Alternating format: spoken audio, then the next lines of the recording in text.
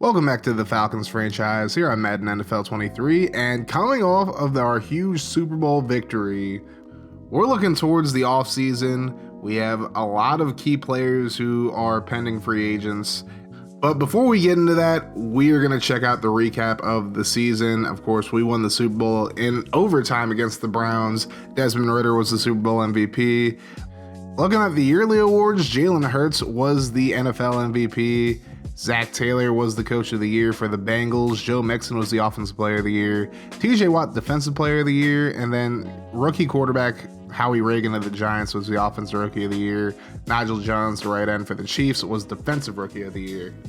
Now looking at our season stats, Desmond Ridder had 31 touchdowns and a league-high 22 interceptions. Gardner Minshew also threw a pick, and Ridder with over 4,200 yards passing. And he was sacked 43 times as well. So pretty remarkable that we still won a Super Bowl with those numbers. On the ground, Ronald Jones with over 1,400 yards on the ground and 10 touchdowns, only 3 fumbles, and he averaged 4.7 yards per carry.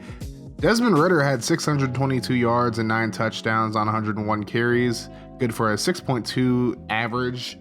And he also had a league-high 7 fumbles as well. Tyler Algier with 329 yards and 7 touchdowns on 99 carries with a 3.3 yards per carry average, but he was mostly used in short yardage situations.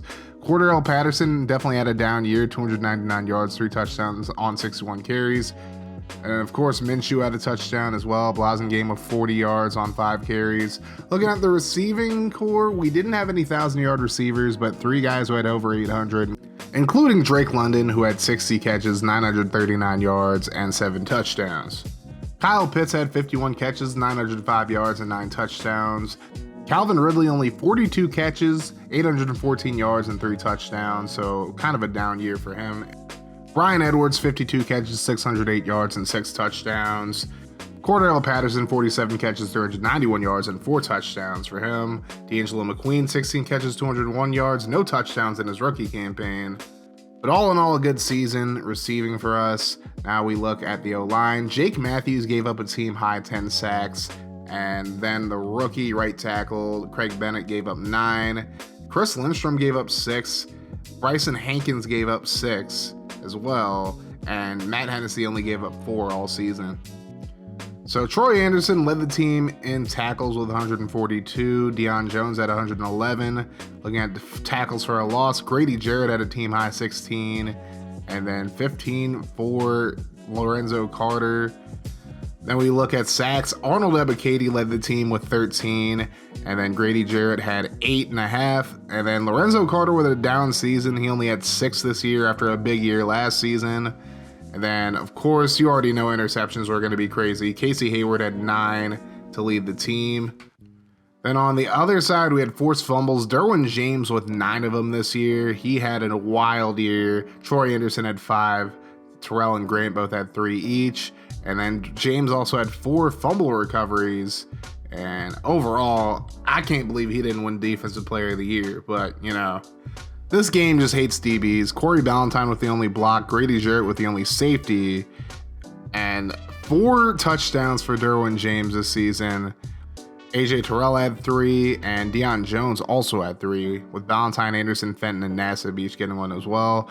Younghoe Koo only missed 3 kicks all season, 2 field goals and an extra point, but overall he was still one of the better kickers in the league. Didn't win best kicker, unfortunately, but still a hell of a season for him. Jake Bailey didn't get a whole lot of opportunities to punt, only 35 punts this season, 11 inside the 20 and 3 touchbacks. So that's a pretty good percentage, but his average and net average weren't very good, to be completely honest with you. Cordarrelle Patterson averaged 22.3 yards per return as far as kick returns go. No touchdowns in that regard, but he did have a punt return touchdown. So now we take a look at league stats. Dak Prescott led the league in passing yards with 5,559, which is second all-time behind Brady, who set the record last season. He also led the league in passing touchdowns with 45. And as I mentioned before, Desmond Ridder unfortunately led the league in interceptions. Derrick Henry led the league in carries, rushing yards, but not touchdowns. But he still had 341 carries, averaged 5.4 yards per carry, And J.K. Dobbins had 328, only averaged 3.3 yards per carry. Joe Mixon led the league in touchdowns. It wasn't very close with 27. Receiving wise, Cooper Kupp, 1,860 yards receiving, 18 touchdowns and 135 receptions. So he still has a chokehold on the league receiving wise. Devontae Smith did tie him for touchdowns with 18. But Kupp still the most dominant receiver in the league right now, though Terry McLaurin had a really good year, as you can see. Dalton Schultz had the most receptions for tight ends with 113. And then most touchdowns for a tight end actually went to Gerald Everett, who had 12 of them, and was 9 yards away from 1,000 yards. Zaven Collins led the league with 157 tackles. Troy Anderson was 4th on this list. So he had a really good season in comparison. Yannick Ngakoue had the most tackles for a loss with 26 of them. And then the most sacks went to TJ Watt, the Defensive Player of the Year, who had 21. So really good season for him. I mean, some usual names up there. Not really surprised by any of the names there. Eric Rowe had 7 interceptions. I guess he led for non-user players, but, you know. Eric Kendricks had the most pass deflections with 13. And then we'll look at forced fumbles. Of course, Derwin James led the league. I don't know if he set a record or not. If he set a record, let me know in the comment section. He also had 4 forced fumbles, which also led the league. So Derwin James probably should have been in the conversation for Defensive Player of the Year. But, you know, it is what it is. Now we're going to take a look at our impending free agents, and we do have both of our backup quarterbacks who are impending free agents, in Gardner Minshew and Shane Buechele. Desmond Ridder is definitely the QB of the future, and he's the QB of the here and now, if you ask me, but I'd like to get a solid backup at very least, and there are some big names who are going to be free agents. Cordarrelle Patterson's 33 years old, and his contract is expired now, and I think I'm good with going with Rojo and Tyler Algier moving forward. But if Patterson takes a cheaper contract, I'll definitely take him in. Kyrie Blasingame is also a free agent. I'd like to bring him back on a 1-year deal, I think. He was pretty solid in everything we asked him to do, and he's still got something left in the tank. Now looking at receivers, Bryan Edwards is a free agent. As much as I'd love to bring him back, I don't expect him to want to come back here. I think he wants a starting job somewhere, and that's not something we can really afford to him at the moment. But who knows, maybe if we give him enough money, he'll want to come back. But I'm fine with London, Ridley, and McQueen being our receivers, as we're going to have all 3 of those guys for a while. Tight end, we have Kyle Pitts still as a starter. I'm probably going to upgrade the backup tight end spot over Max Williams. Maybe I'll give Garrison Best another shot, but after that fumble early in the season, I'm kind of concerned about doing that. Jake Matthews still has 3 years left on his contract, but I would really like to move on from him at this point.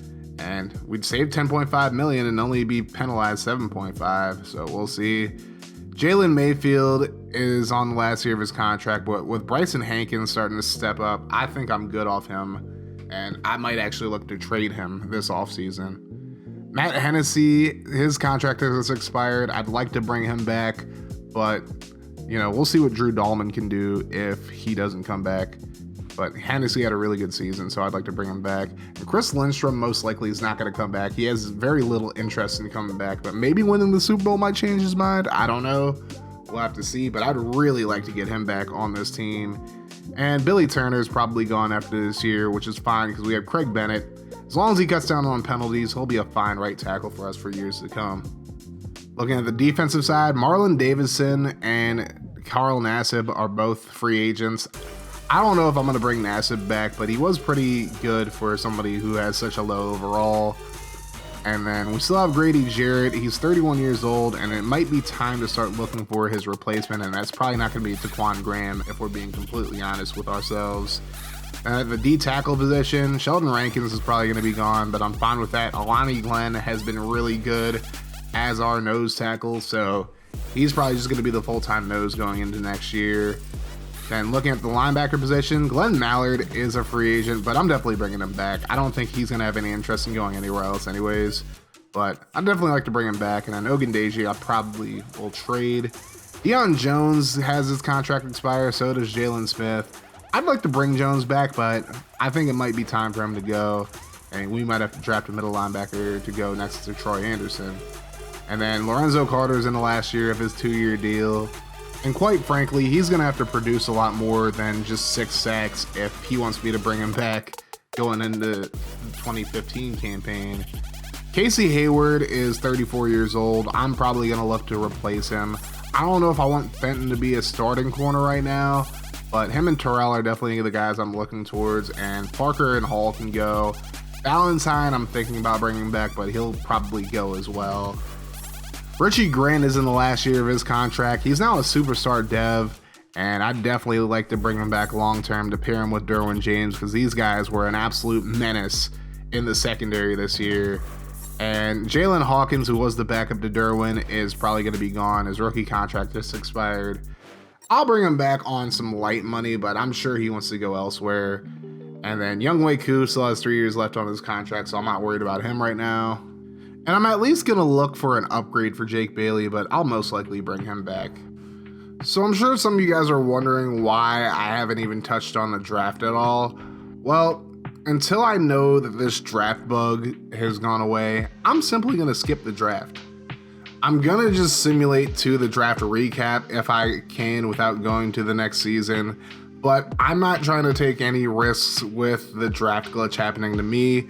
So I'm just going to simulate through the draft and hope I get good picks. Hopefully the CPU doesn't screw me over too bad. And I'll let you guys rename anybody I draft that isn't already a user player. So that's pretty much going to be the idea that I have here. I'm just going to favorite as many players that I can that I actually like. And hopefully we get some of those players, if not all of them. So the off-season stream is going to be October 11th, which is this upcoming Tuesday at 3 p.m. Eastern. And I hope to see you guys come through. I don't know if I'm going to play preseason because I do have Dungeons and Dragons on Tuesdays usually.